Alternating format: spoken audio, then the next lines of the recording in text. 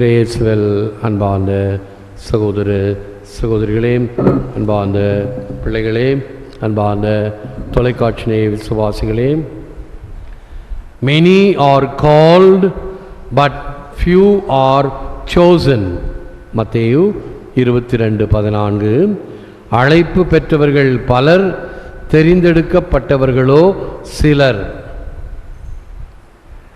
இன்றைய நற்செய்தியானது இந்த செம்மறியின் விருந்து, நாம் ஒப்பு கொடுக்கின்ற திருப்பலியின் உச்சகட்டம் இயேசுவினுடைய திருவுடல் திரு ரத்தம்.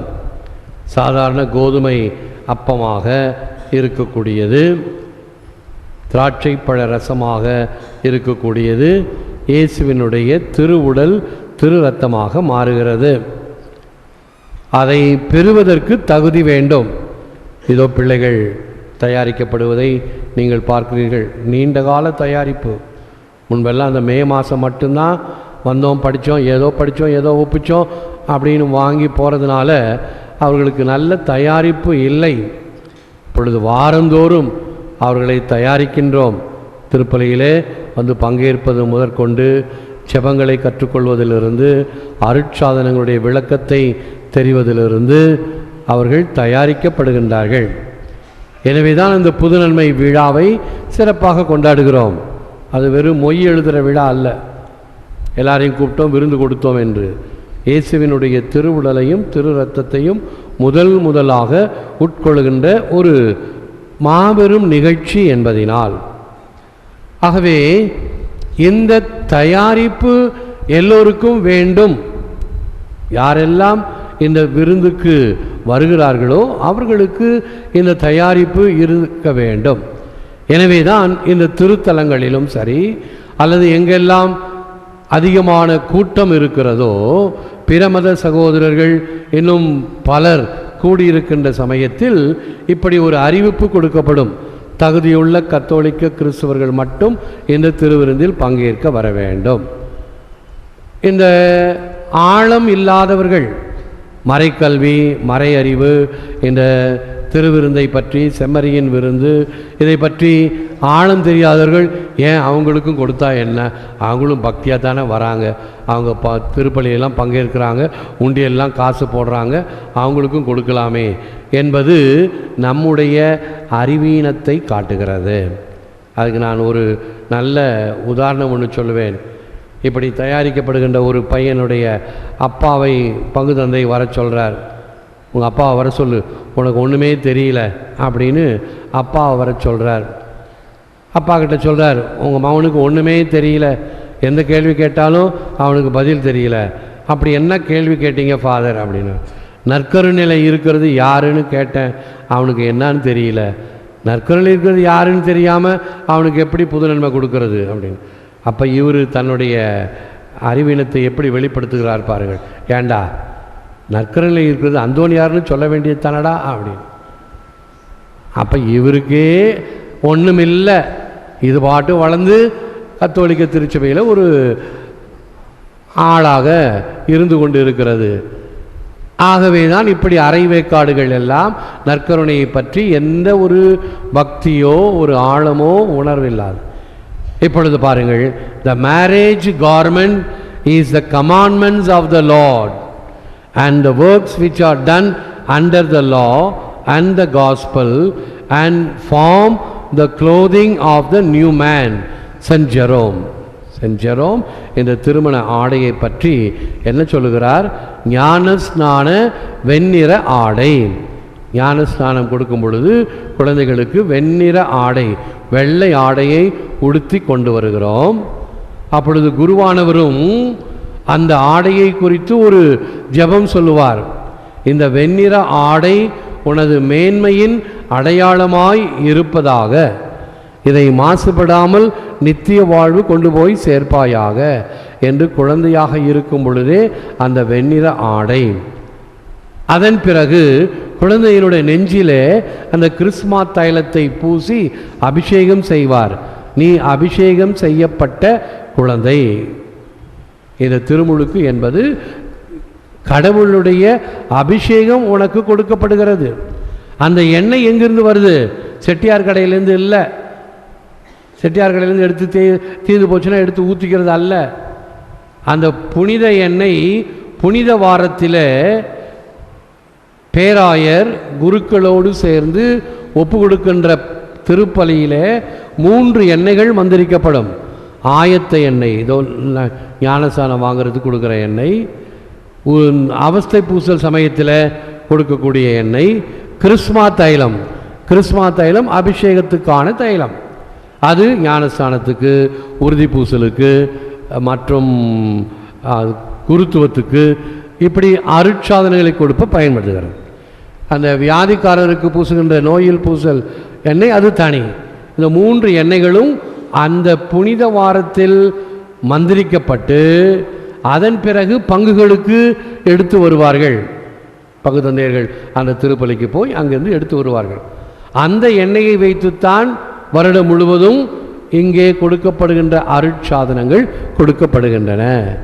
ஆக ஒவ்வொரு ஞானஸ்தானம் பெற்ற மகனும் மகளும் இப்படி அருட்சாதனத்தால் அபிஷேகம் செய்யப்பட்டவர்கள்.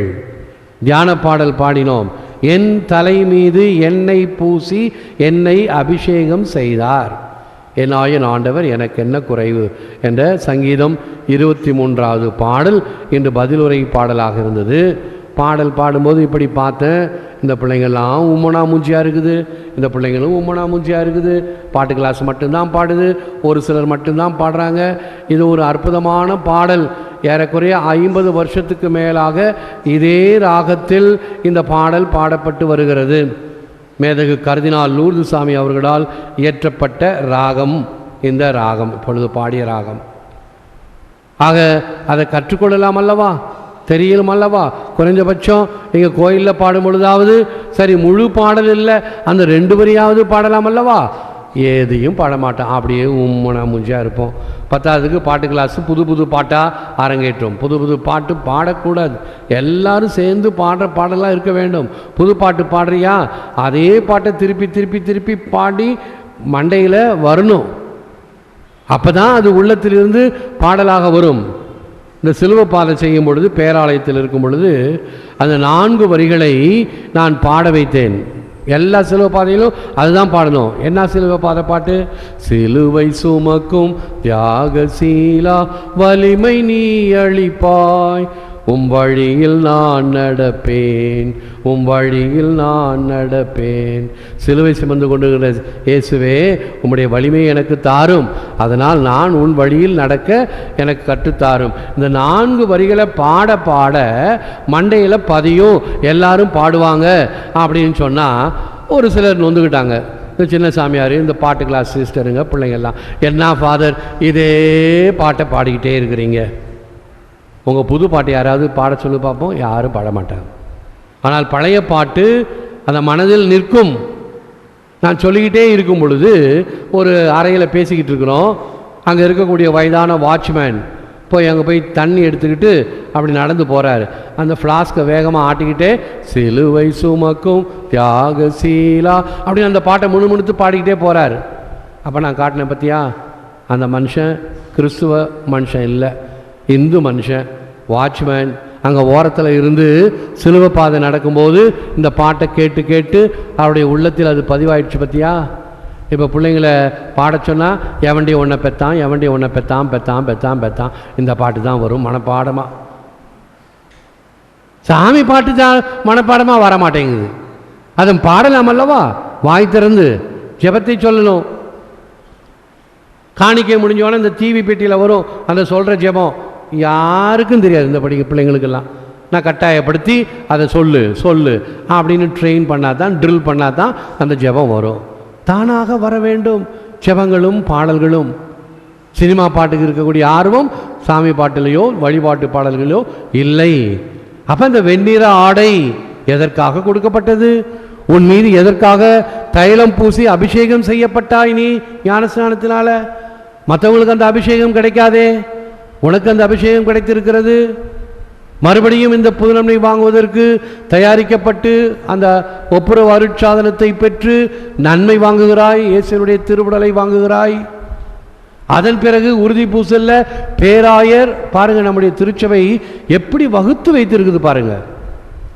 அதாவது தனிப்பட்ட ஒருவர் பேராயருடைய கருத்தில் போய் ஆசீர்வாதம் பெற முடியாது அவருடைய வாழ்க்கையில். எப்பயாவது பார்த்தா உண்டா சரி.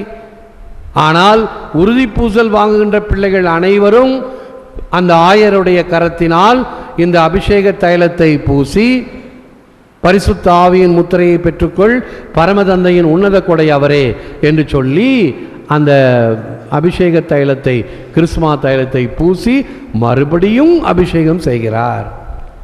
இவ்வளவு அபிஷேகத்தை செஞ்சு இவ்வளோ இதெல்லாம் வாங்கிக்கிட்டு ஒரு பழமொழி சொல்லுவாங்களாம், நீ எப்படி இருக்கணும், ராஜா வீட்டு கண்ணுக்குட்டி மாலை இருக்கணும், நீ என்ன பண்ணுற, பழமொழி சொல்கிற மாதிரி நாயை கொடுப்பாட்டி நடு வீட்டில் வச்சாலும் அது வாழை குறைச்சிக்கிட்டு நடுத்தருக்கு தான் போகும் அப்படின்ற உடைய பழைய புக்தியிலே இருந்தால் இந்த அருட்சாதனங்களுடைய பயன் என்ன?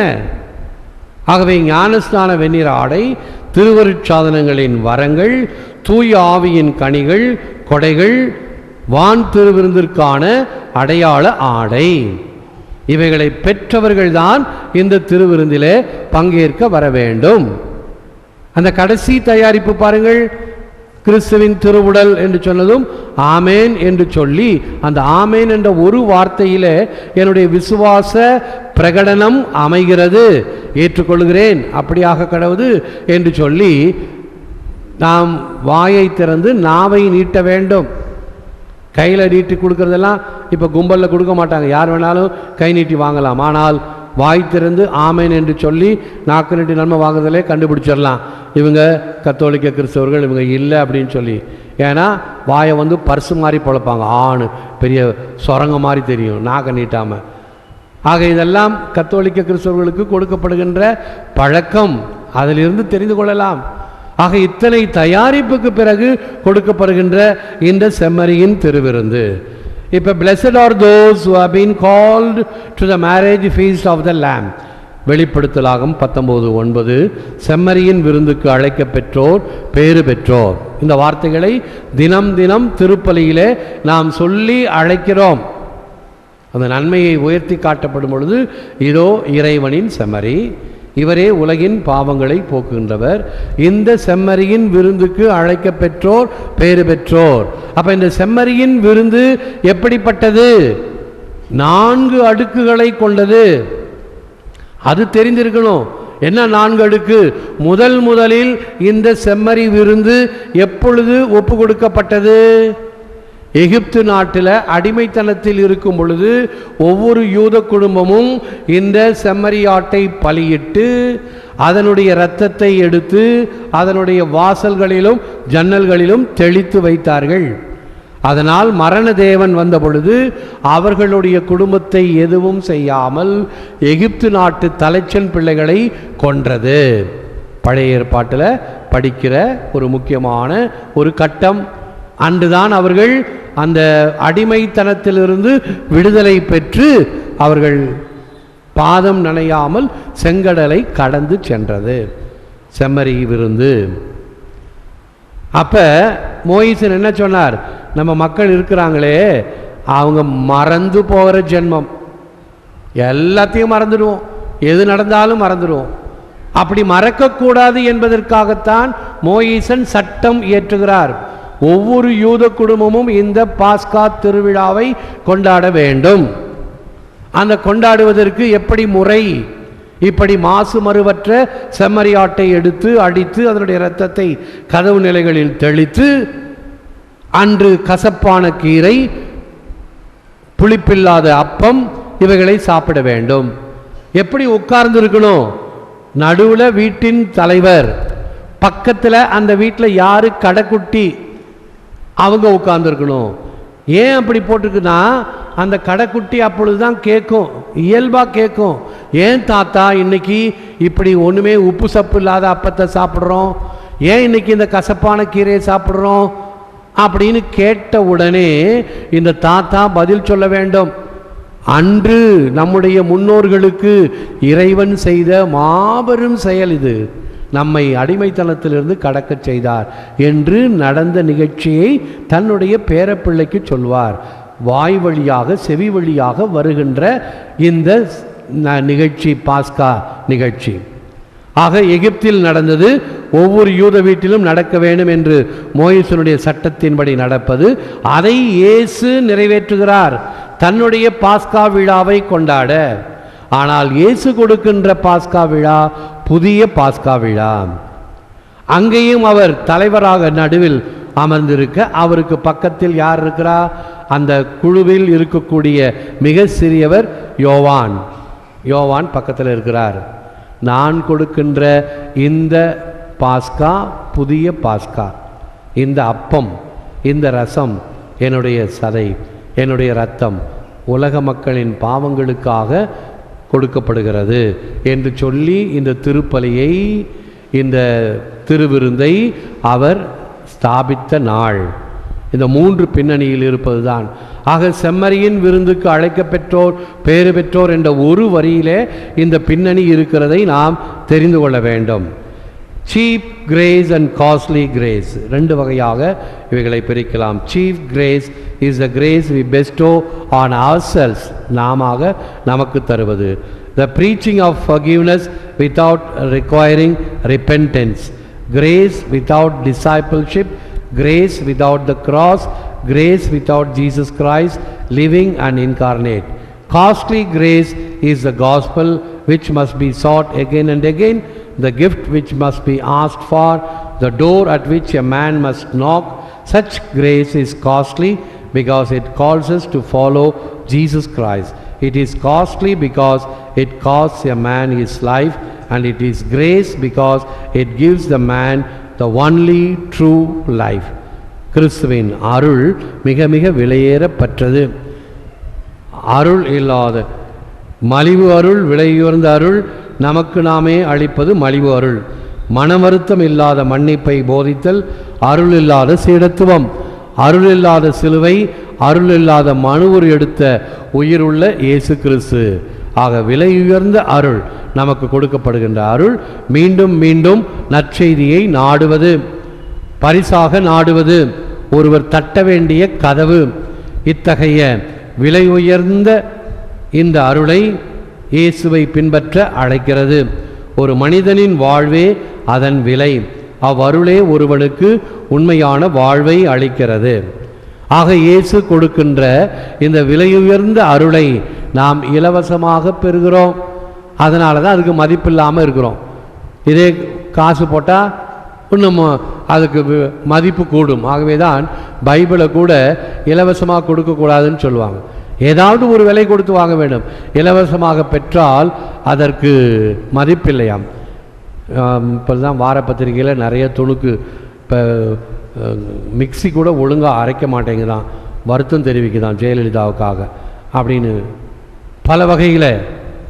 இவைகளெல்லாம் இலவசமாக கொடுக்கப்பட்டதினால் அதனுடைய மதிப்பு மரியாதை நமக்கு தெரிவதில்லை. ஒன்று உழைத்து சேர்த்த பொருளாக இருந்தால், கடினமாக வாங்கப்பட்டதாக இருந்தால் அதனுடைய மதிப்பு நமக்கு தெரியும். எனவே வாழ்க்கையில் திரும்ப கிடைக்காத மூன்று: கடந்துவிட்ட நிமிடம், தவறவிட்ட சொல், நழுவவிட்ட வாய்ப்பு. பூக்களையே எதிர்பார்த்து கவலைப்படும் நாம் வேர்களை கவனித்து கொண்டால் போதும், அவை பூக்களை கவனித்து கொள்ளும். எது வேண்டும்?